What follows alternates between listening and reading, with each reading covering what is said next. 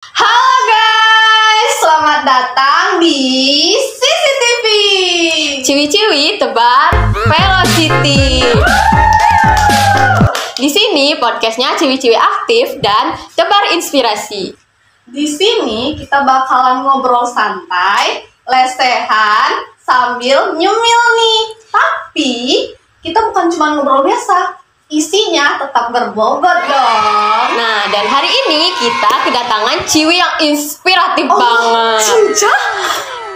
Prestasinya itu loh, mulai dari debat, organisasi, beasiswa, sampai jadi duta inspirasi Jambi. Langsung saja kita langsung saja kita panggil bintang tamunya, yaitu Zela. Halo Zel, gimana kabarnya hari ini? Baik banget nih Salah. Kamu gimana nih kabarnya? Sehat, baik Masya juga. Allah. For your information guys, kita ini udah kenal udah 2 tahun ya? Ya, semenjak semester 3. Soalnya kita itu satu prodi, bahkan Satu organisasi. Nah, kita kenal Zela di Himabindo. Cuman kita beda kelas aja.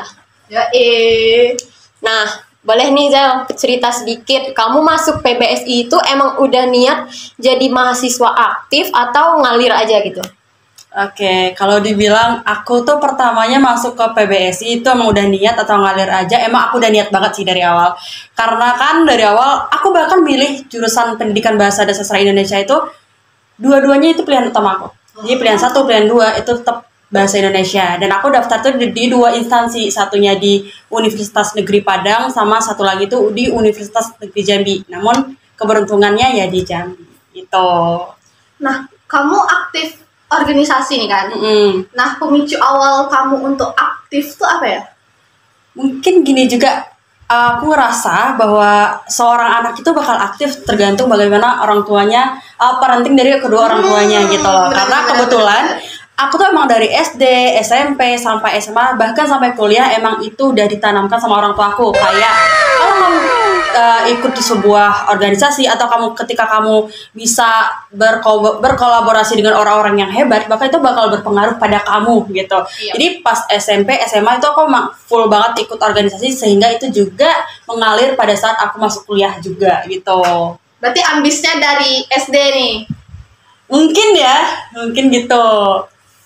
Nah, selanjutnya kita bahas prestasi nih. Kan prestasi kamu tuh bisa kamu jelasin dulu nih. Dari awal kuliah itu prestasi kamu apa aja? Banyak pasti Sampai ya? sekarang. Enggak sebanyak itu juga. Nah, kebetulan kalau untuk prestasi, aku tuh misalnya manajemen segala hal sesuai dengan kebutuhan. Jadi semester 1 sama semester 2 aku belum terlalu banyak ikut lomba sih. Cuman ikut organisasi. Jadi aku bisa ikut organisasi UKM Eksis, UTMC, dan juga beberapa organisasi yang aku rasa itu selaras sama diri aku. Terus baru semester 3 dan 4, nah di situ baru aku aktif ikut lomba. Dan emang lomba yang aku tekunin dan aku ikutin itu adalah lomba debat dan juga beberapa karya tulis kayak cerpen. Emang rata-rata di karya fiksi sih. Sebenarnya aku juga tertarik di karya ilmiah, namun keberuntungannya lebih ke debat. Nah, setelah itu baru tuh aku dapat juara 1 di kompetensi KDMI 2024 kemarin. Kemudian baru juga nih selesai KDMI tingkat universitas itu juara 3 gitu. Dan paling berharga banget bagi aku yang pernah aku raih tentunya menerima beasiswa Bank Indonesia, terus juga terpilih menjadi duta inspirasi Indonesia Provinsi Jambi, dan juga duta Potensi Pemuda Indonesia 2025 perwakilan juga Provinsi Jambi. Itu sih kurang lebih ya. Kamu juga di jalan-jalan ke Malaysia itu apa ya? Oh iya, dan itu juga kebetulan banget aku lolos di program International Volunteer and Education Conference dari Yayasan Garuda Nusa gitu. Itu jalan ke 3 negara. Kebetulan 2 negara, Malaysia sama Singapura. Wow. Ya. Itu dibiayain atau uang sendiri nih? Nah, kebetulan juga karena berada di peringkat pertama pada jalur fully funded, jadi bakal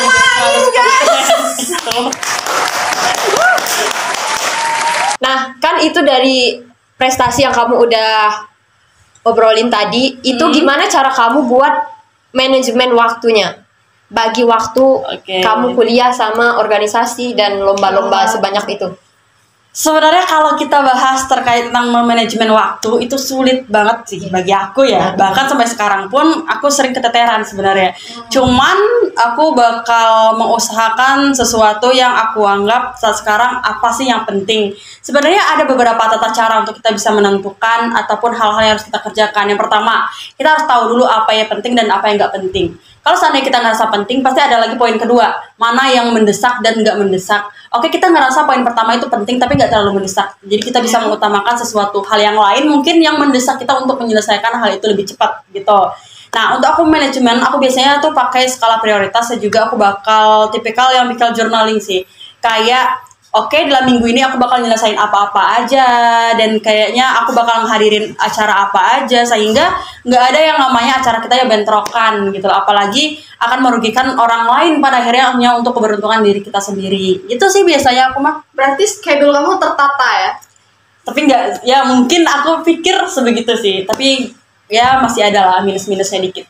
Nah, dari perjalanan kamu nih, kamu pernah berada di titik down? Pernah sih, aku rasa setiap orang pasti pernah, walaupun kita nggak tahu kan titik terendah seseorang itu seperti apa. Dan aku inget banget titik terendah aku paling itu di tahun 2023. Kenapa aku bisa bilang di tahun 2023? Aku ikut puluhan lomba. Mungkin orang nggak tahu ya, orang nggak akan pernah tahu aku ikut puluhan lomba. Orang cuma lihat hasilnya doang. Aku coba ikut duta itu nggak berhasil, aku cari beasiswa itu nggak berhasil. Jadi emang aku nggak seberkualitas itu gitu ya kan. Pasti ada pertanyaan yang muncul dalam benak kita seperti itu. Namun pada akhirnya aku mikir kayaknya udah jauh juga nih perjalanan kita, masa ya mau pasrah saat sekarang. Jadi coba gali lagi, dan emang puncaknya bagi aku adalah di tahun 2024 akhirnya diterima beasiswa, menang beberapa kompetisi debat, dan pada akhirnya juga terima di Duta Inspirasi Indonesia. Jadi bagi aku pesannya adalah kita penting banget. Kalau kita ngerasa capek itu wajar, kalau kita ngerasa kita berada di titik terendah kita itu wajar, tapi gimana cara kita untuk bangkit lagi sih? Kau pernah ngerasa nggak terlalu over gitu, kayak aku ngapain sih terlalu aktif di dunia kuliah ini? Iya sih, pernah banget. Karena bagi aku itu kayaknya setiap orang yang ngerjain sesuatu, mungkin Zulfa juga Salsa pasti pernah juga nggak sih? Kayak akhirnya aku ngapain? Iya, siap. Enggak sih, pasti setiap orang pasti pernah banget ngerasa itu. Apalagi kalau kita udah udah di fase kayak capek gitu kan, dan kita ngerasa nggak ada hasilnya buat diri kita. Kayak aku udah ikut organisasi ini, aku ikut acara ini, ngatur acara ini, tapi dampaknya buat aku tuh apa? Itu pernah banget sih. Namun kembali lagi pada diri kita, sebenarnya semua itu ada dampaknya, semuanya pasti ada manfaatnya buat diri kita. Tapi gimana caranya kita tuh untuk menemukan hal itu? Nah, itu yang selalu aku tekankan. Bagi aku, ketika aku ngerasa aku di sini tuh nggak ada manfaatnya deh buat aku, nggak ada hal yang aku dapatkan. Tapi ketika kita lebih mendalami lagi dan mengevaluasi lagi setiap kegiatannya, oh kita nemu gitu, kayaknya manfaat yang bakal kita terima tuh bukan hanya sekedar material doang, tapi lebih ke kayak gimana kita bisa menjadi seseorang yang bisa menemukan leadership kita, jiwa kepemimpinan kita, juga manajemen waktu kita. Itu adalah hal kecil gitu yang bisa kita dapatkan dari sebuah hal yang kita kerjakan gitu. Nah, dari semua momen yang kamu alami nih, pasti ada satu momen yang benar-benar kamu ingat sampai sekarang yang bisa ngebuat kamu jadi Zila yang sekarang. Bentar, jangan jawab dulu. Makan dulu dah sih. Ini dibiain banget nih. Ya boleh. Ini kan konsepnya kita sambil nyantai, ngobrol sambil jangan lupa minum biar gak dehidrasi gitu. Masya Allah, baik banget nangis.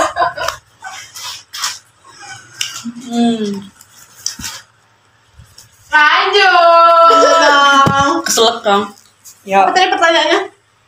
Di antara semua momen yang kamu alamin sampai sekarang itu ada nggak satu momen yang kamu ingat yang emang bener-bener merubah kamu jadi Zela yang sekarang? Ada sih, sebenarnya momen yang paling merubah aku itu adalah mungkin kita pernah nggak sih, apalagi pas masa-masa SD itu kan emang masih bocil lah sih. Pasti banyak perilaku-perilaku yang mungkin sebaya kita yang gak enak di kita. Dan aku jujur pada masa SD itu aku sempat dapat perilaku yang gak enak banget di diri aku, dimana aku dibilang kayak kamu tuh gak bisa apa-apa, kamu divalidasi oleh orang yang kayak kamu tuh bodoh lah, dalam artian kata kasarnya seperti itu. Kayak kamu cuman jadi orang yang pendiam, pada akhirnya kamu gak berani jadi orang yang bisa speak up, yang bisa berbicara di depan umum. Namun bagi aku pada masa SD itu aku nggak bisa nih kayak gini, walaupun masih SD ya, kecil kan, masih kecil, tapi aku udah mikir kayak aku nggak bisa nih kayak gini, kayak aku harus cari lingkungan yang lebih mendukung aku. Nah itu yang merubah aku, dan pada akhirnya setiap hal yang aku rasain, mau itu capek, mau itu kayak rasa lelah dan sebagainya, aku harus bangkit lagi kalau aku nggak mau di titik kayak emang ada orang bilang dunia itu keras gitu kan, dunia itu keras, kalau kamu nggak bisa nunjukin kualitas diri kamu, ya kamu bakal diabaikan oleh orang lain. Jadi sebisa mungkin kamu harus bisa jadi versi terbaik dari diri kamu gitu. Kamu pernah dibully nggak?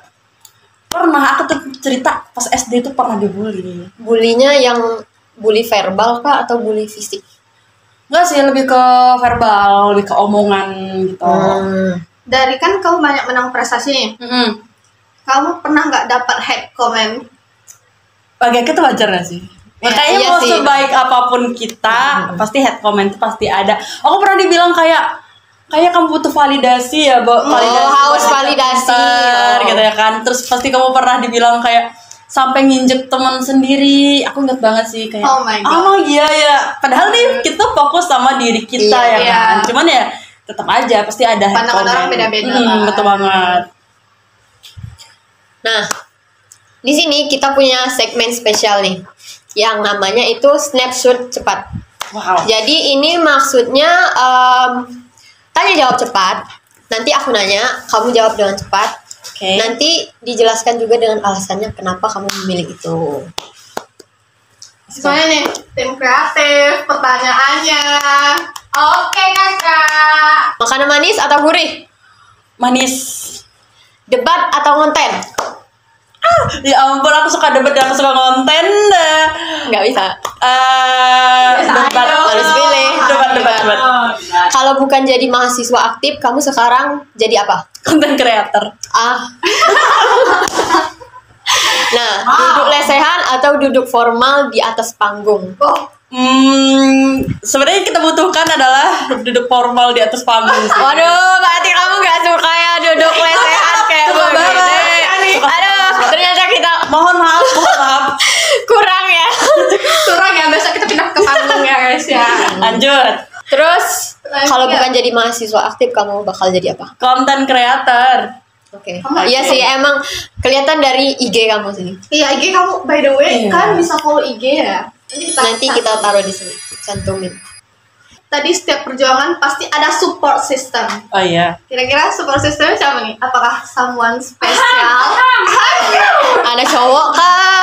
Atau kayak zaman sekarang kan HTS, teman level 2, level 3.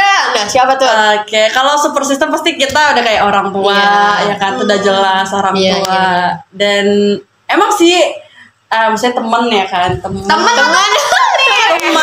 Tapi jujur teman ini kayak ini loh yang bantu aku untuk kayak lebih lagi. Bahkan kita daftar untuk international volunteer ini bareng dan nggak bisa lolos bareng. Kayaknya aku bisa tebak nih siapa. Aku ya kan.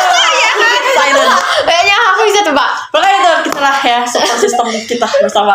Nah, buat kamu sendiri nih, menurut kamu 5 tahun ke depan kamu pengen dikenal sebagai apa? Sebagai Zela apa?